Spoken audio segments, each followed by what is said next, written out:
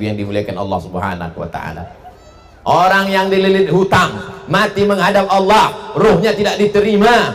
Kalau dia menghadap Allah lalu kemudian dia dikatakan muflis. Atadruna mal muflis? Tahukah kamu siapa itu orang yang bangkrut? Man la dirhama lahu wala mata'. Orang yang tak punya duit, orang yang tak punya harta, orang yang tak punya benda.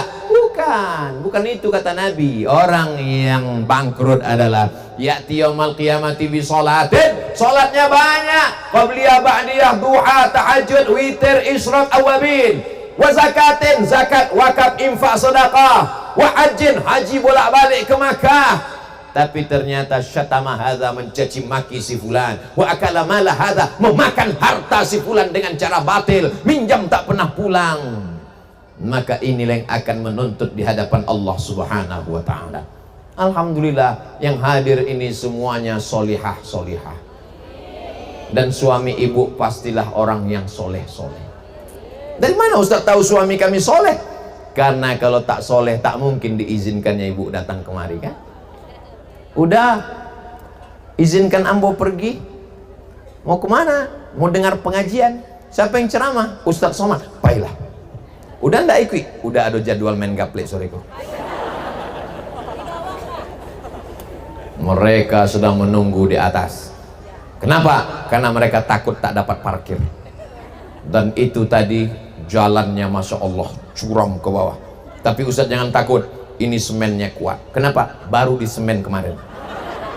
Luar biasa sambutan. Dipasangkan karpet merah. Ambo pun waktu berjalan tadi raso-raso sekjen PBB. Luar biasa, Masya Allah, tabarakallah. Agak-agaknya bantu iko lebih ku awak di surga Jannatul Firdaus. Wasiqal ladzina taqaw rabbahum ilal jannati zumara. Mereka nanti akan digiring, dibawa masuk surga, bukan sendiri-sendiri, beramai-ramai sampai ke pintu surga. Apa kata malaikat? Salamun alaikum. Kalau bahasa awaknya welcome, welcome. Betul, kamu sudah beramal soleh, fadkhuluha, masuklah kamu ke dalam surga, khalidin, kekal selamanya. Buya-buya masuk ke dalam surga, pak-pak polisi pun semuanya masuk. Mungkin agak terlambat sedikit, sebab mereka mengurus sadonya, mereka meyakinkanlah masuk sadonya, baru mereka masuk. Gitu, mereka tanggung jawab. Setelah mereka masuk, mereka pun bertanya ke malaikat. Malaikat, yo, Ustaz Somad di mana? Kok ndak ambut caliat dari tadi? Inyolah lama menunggu di ruang VVIP. Amin. Ampun sebenarnya minta diaminkan. Bapak Ibu yang dimuliakan Allah Subhanahu wa taala. Masya Allah. Aduh. Berarti dari tadi sampai 45 menit mereka cuma mencaliat tengku ambo. Mereka lah orang nan paling ikhlas. Suaro kamuku, muku ambo kamuku. Tapi mereka Masya Allah, tabarakallah. Ini kita bisa berkumpul bersama ini karena orang-orang soleh yang tidak tampil ke depan. Yang ada di baleho gadang cuma sampai orang saja. Nanti muko pun sampai jo. Mereka yang membentang karpet, mereka yang memasang besi, mereka yang memasang umbul-umbul baleho. Tidak diminta oleh protokol. Berikut ini mari kita dengarkan kata sambutan dari pemasang karpet. Tidak ada. Abdul Somad bisa lantang bersuara berceramah ini kenapa? Karena mikrofonnya idui lah 2 kali mati.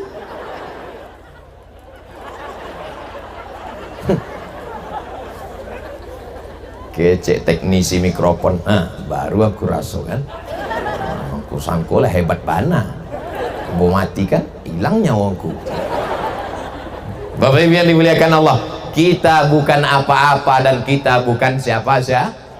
Ya ayyuhalladzina amanu kutiba alaikumusiyam, diwajibkan bagi kamu berpuasa.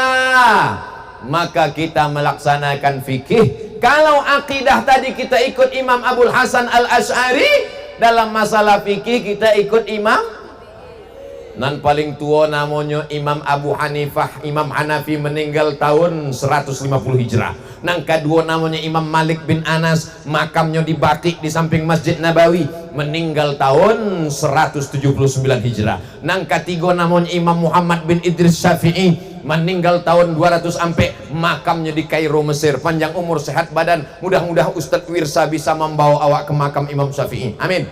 Nang keempat namanya Imam Ahmad bin Hambal, makamnya di Baghdad, Irak, meninggal tahun 241 Hijrah. Ikolah empat imam ahlu sunnah wal.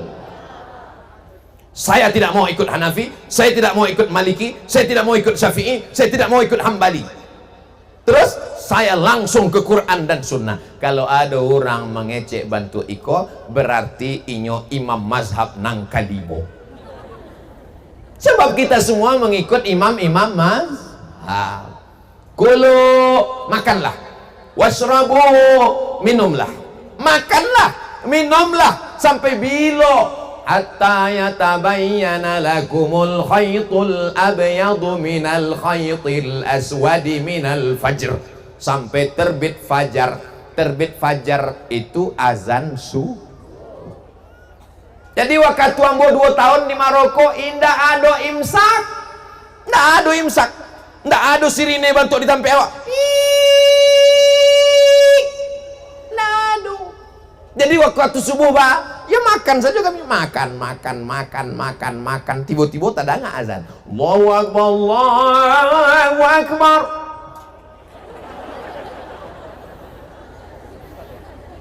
Kalau ditelan batal puasa.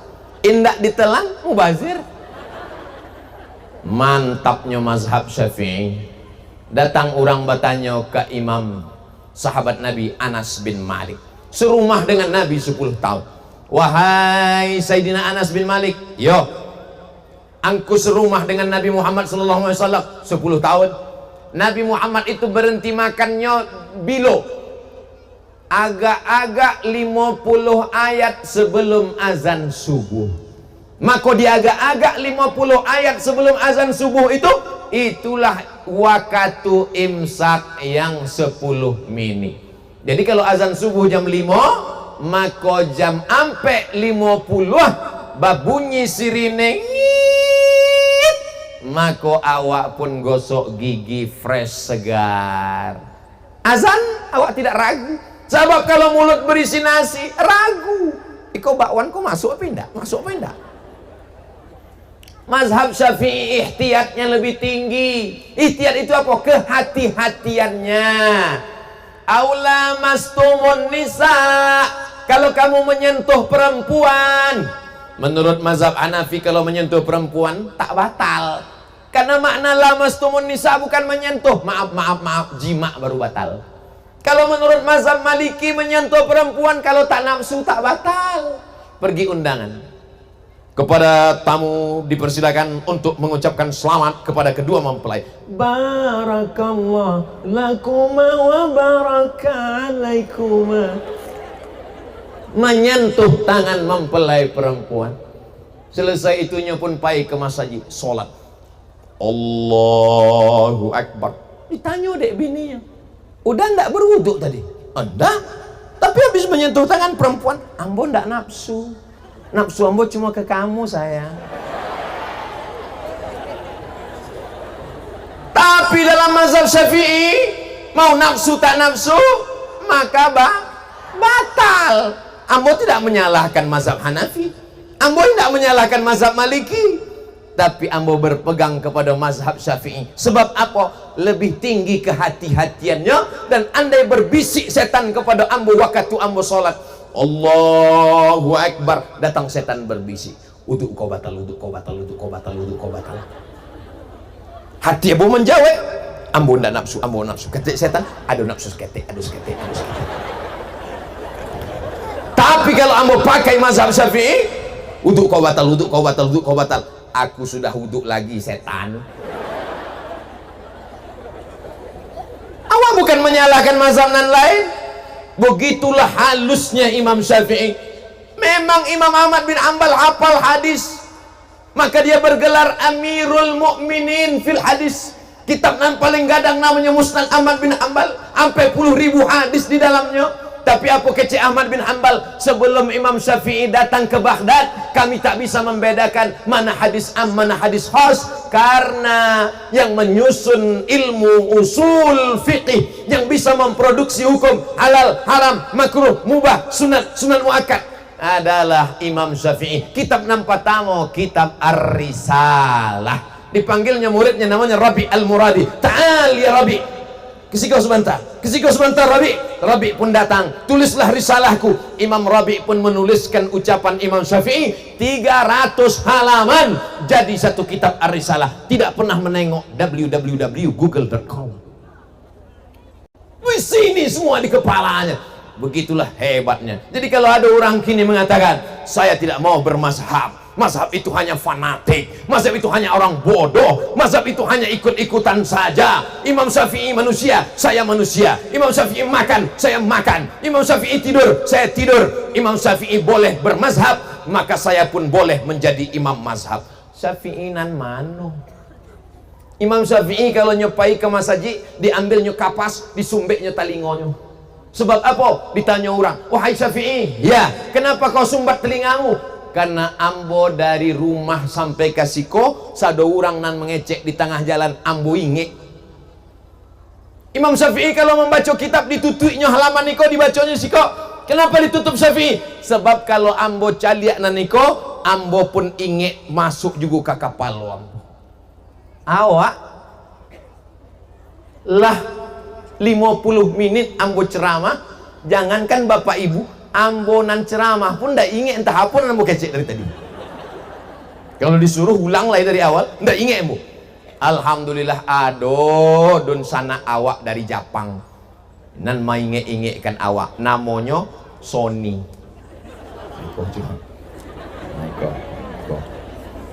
Nyo, jadi ceramah ambo kok kalau ndak ado nan bisa mainge nyo, tenang saja. Sebab nanti akan diupload di YouTube. Buka channel Ustadz Abdul Somad Official, jangan lupa subscribe, like, share, and comment. Jadi Ustadz Somad kalau sholat subuh diminta orang jadi imam, Ustadz, beko Ustadz jadi imam ya. Batuk.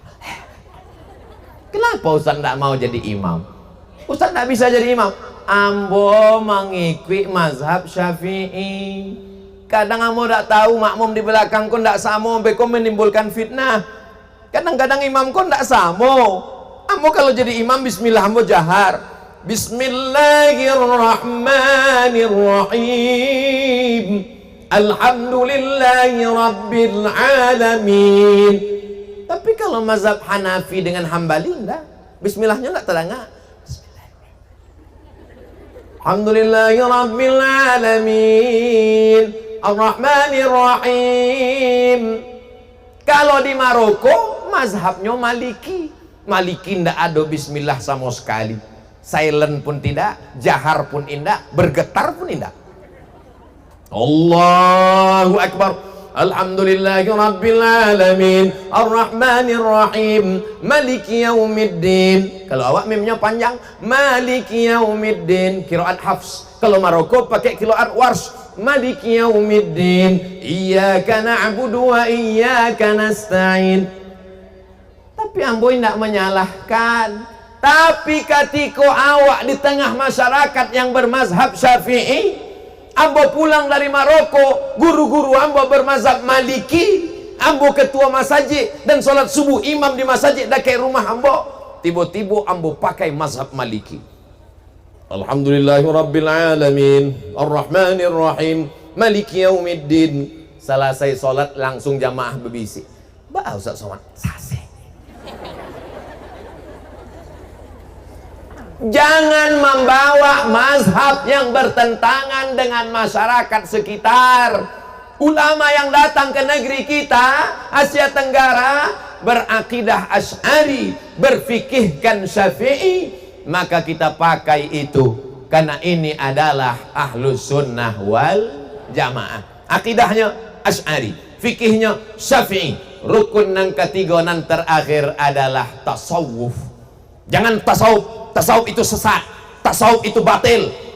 Lalu kamu pakai apa? Tazkiyatun nafs, pensucian jiwa, bersihkan hati dari riya, bersihkan hati dari ujub, bersihkan hati dari sum'ah.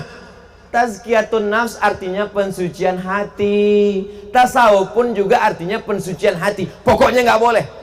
Itu sama dengan orang tidak mau makan ikan. Kamu makan ikan, tidak mau makan ikan, tapi waktu ikan di blender kasih tepungnya makan. Ini apa? Empe-empe. Oh boleh. Terjebak pada nama. Saya tidak mau makan udang. Makan udang tidak mau. Tapi kalau udang dibusukkan, dihancurkan, dijemur jadi belacan, mau. Sambal apa tadi? Sambal belacan. Belacan itu udang. Tidak apa-apa, udanglah mati. Ini namanya bongak yang terpelihara. Bapak Ibu yang dimuliakan Allah Subhanahu wa taala. Maka kita memakai, apa itu arti tasawuf? Man safa qalbuhu lillah, orang yang hatinya bersih suci kepada Allah. Maka disusunlah oleh para ulama.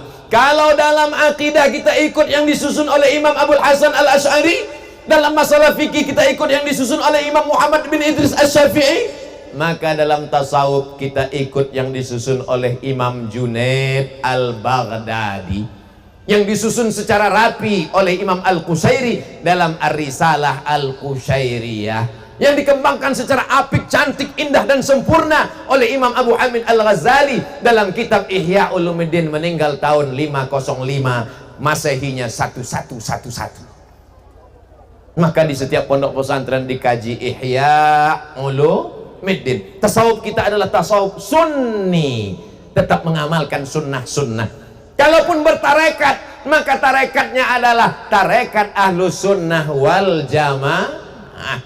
Abdul Qadir Al-Jilani, tarekat Qadiriyah. Imam Bahauddin An-Naqsyabandi, tarekat Naqsyabandiyah. Imam Abul Hasan Asy-Syazili, tarekat Syaziliyah. Imam Ahmad At-Tijani, tarekat Tijaniyah.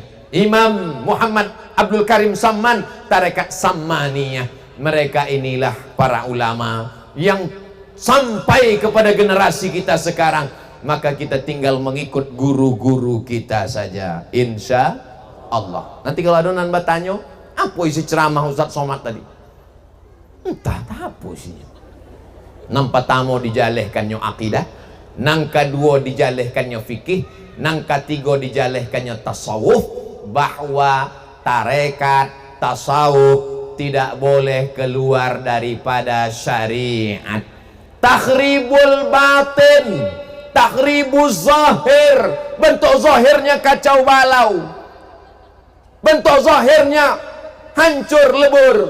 Wa imaratul batin, tapi batinnya tetap menjaga hubungan dengan Allah. Jangan dipotong, ada ujungnya. Apa bunyi ujungnya? Ma'altizamis syariah, tetap berpegang kepada syariat. Kamu nggak sholat, sholat kurang syariat, ambo kola sampai pada hakikat lah putui kaji ambo. Sholatnya mana? Sholat ambo sholat batin. Beko kalau ada suami ibu ikut aliran iko, ibu berang atau marah? Jangan berang, jangan marah, diam saja. Udah ndak sholat subuh, sholat ambo cukup ruh saja di Masjidil Haram. Udah ndak sholat zuhur, ambo bersama Rasulullah di Masjid Nabawi. Batin ambo, zahir ambo memang kacau balau, tapi batin ambo luri. Ibu diam saja. Beko jam 1 inyo bertanya, nasi lah masak? Tinggal ibu jawab, nasinya roh dah. Tidak bisa dipisahkan antara ampe syariat, tarikat, hakikat, ma'rifat. Ada mutiara yang begitu cantik dan indah di dalam kerang, kerangnya di dalam lautan. Bagaimana kita bisa ke dalam kerang, ke dalam lautan? Maka kita mesti pakai sampan. Sampannya itu syariat. Tapi sampan kalau tidak ada airnya, itu namanya sampan nyasar. Maka mesti ada air. Airnya itu adalah hakikat. Tapi kita tidak akan sampai ke dalam kalau tidak berenang. Berenangnya itu adalah tarikat. Dan buahnya adalah mutiara yang terang benderang. Mutiara itu adalah ma'rifat. Bagaimana Imam Al-Ghazali sampai kepada ma'rifat? 11 tahun meninggalkan dunia, dengan segala kemewahan, kehebatannya. Jabatannya tertinggi ketika itu adalah rektor di Universitas Nizamul Mulk. Lalu kemudian apa yang terjadi? Dia tinggalkan popularitas, dia tinggalkan keduniawian, dia sucikan hatinya, berpuasa sunat, berzikir, beribadah, sampai akhirnya Allah berikan ma'rifah. Setelah 11 tahun lamanya di satu pojok sudut masjid Bani Umawi yang ada di Damaskus, Suriah. Lalu kemudian orang bertanya kepada Imam Al-Ghazali, wahai Al-Ghazali, apa ma'rifah itu? Apa kata Imam Al-Ghazali? Nurun yaqdhifullahu fi qalbi abdi, cahaya yang ditembakkan ke dalam hati seorang hamba. Bukan asal bicara, asal ngomong. Ada cahaya yang ditembakkan, nurun yaqdhifullahu fi qalbi abdi, yang ditembakkan ke dalam hati seorang hamba. Ma'rifah adalah hadiah, ma'rifah adalah karunia, ma'rifah adalah kelebihan dan keutamaan yang diberikan Allah Subhanahu wa ta'ala. Akhirnya waktu juga yang memisahkan kita. Jangan kemana-mana, kita akan lanjutkan setelah yang satu ini. Bapak Ibu yang dimuliakan Allah Subhanahu wa ta'ala, di mana-mana ambo ceramah tetap 60 menit sesuai dengan yang tertulis di botol 600 ml. Mudah-mudahan pertemuan kita ini pertemuan yang mendatangkan rahmat dan barokah. Yang sudah mendaftarkan anaknya ke pondok pesantren, selamat. Yang belum memasukkan anaknya pesantren, insya Allah daftarkan. Walaupun tak tertampung 500 yang mendaftar, cuma tertampung 300, maka insya Allah kalau berdiri di kini kelas bentuknya letter U sampai ke lantai atas, insya Allah tahun depan banyak lagi anak-anak yang terselamatkan, insya Allah. Amin ya rabbal alamin. Buah hasil dari tablik akbar pengajian adalah doa. Jangan sampai pulang sebelum mengaminkan doa yang akan dibacakan oleh abuya, orang tua, guru kita, alim ulama kita. Terima kasih segala perhatian. Mohon maaf segala kesilapan dan kekhilafan. Menangkap puyuh ke Bukit Selasih. Thank you dan terima kasih. Wassalamualaikum warahmatullahi wabarakatuh.